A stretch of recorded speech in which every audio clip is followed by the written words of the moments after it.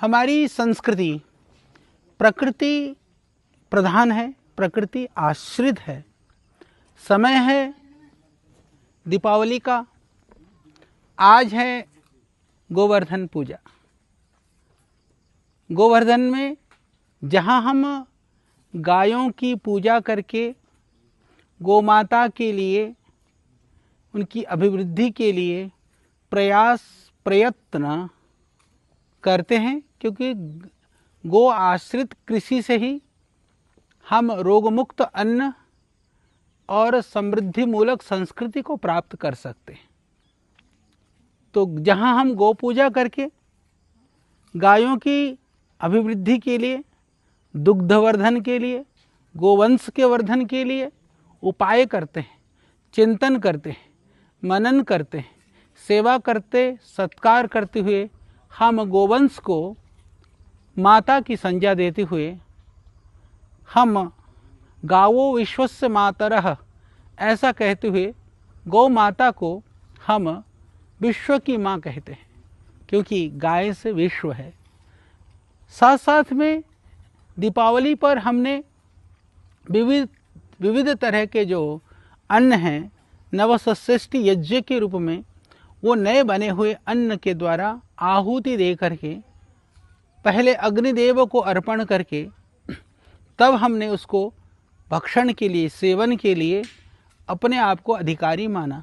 इसी तरह से विविध तरह के जो खाद्यान्न हैं, विविध तरह के जो उत्पाद हैं जो खेतों में किसान उगाता है, वो पहले देवों को अर्पण करके करता है।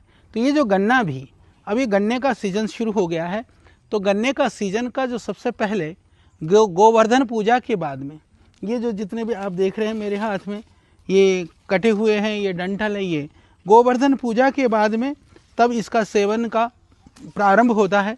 मनुष्य गन्ने का सेवन करता है।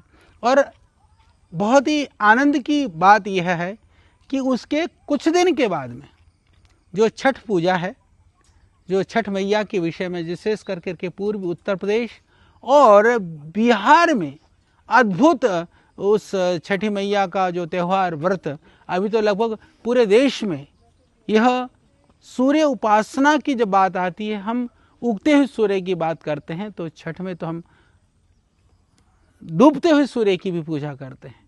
यानी जो लाभकारी है, जो देने वाला है, जो जीवन देता है, वह कभी भी कहीं पर भी हो हमारे लिए जीवनदायी होता है।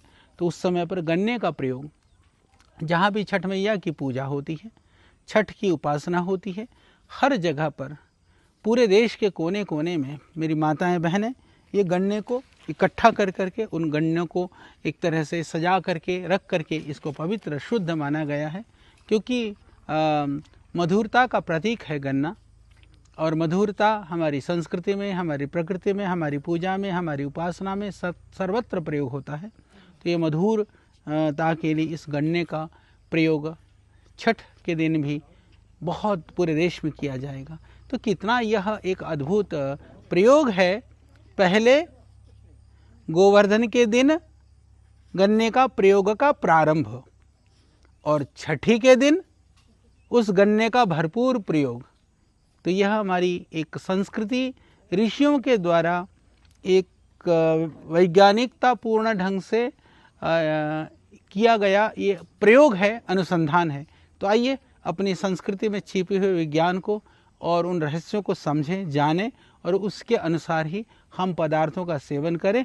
और जिसने दिया है उस परमात्मा को, और उस जिसने उगाया है उस किसान को भी धन्यवाद करते हुए तो इन पदार्थों का सेवन करिए। सेवन करते, और शहर के बच्चों के लिए विशेष मैं उन माँ बाप से कहना चाहूँगा, बच्चों को आप सिखाइए गन्ने कैसे चूसा जाता है, और काट करके नहीं, चूस करके। और निश्चित रूप से छठी मैया के जो व्रत करते हैं उनके पास तो गन्ना आ ही जाता है, गन्ना आता है तो चूसने का ढंग तो आता ही होगा। जिनके पास नहीं है वो हो सीखें और गन्ने का आनंद लीजिए। और एक बात है जो विशेष बात है,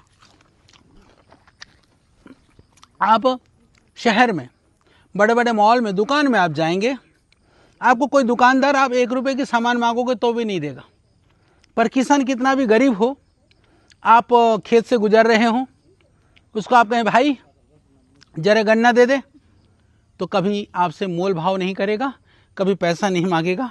किसान बड़े प्यार से गन्ने को तोड़ करके कह देगा भाई ये ले जा। ये वो नहीं देखता ये 10 रुपये का है 15 रुपये का है, उसके लिए कितना महत्वपूर्ण है। क्योंकि किसान के अंदर आज भी सहृदयता है, आज भी आत्मीयता है, आज भी अतिथि देवो भव की भावना है। तो ये हमारी संस्कृति है कि कोई भी आए उसका यथासंभव साधनों से सत्कार करें। यह भी हमें किसानों से सीखना चाहिए। और जो अपने आप को ज़्यादा ज्ञानी ध्यानी और बड़े मानते हैं उनको तो ज़रूर उनसे सीखना चाहिए कि विनम्रता दानशीलता साधन से नहीं हमारी भावना से होती है। तो इसीलिए उस भावना को आप बढ़ाएं, परमात्मा आपके उसके लिए आपको बहुत शक्ति प्रदान करें। ओम।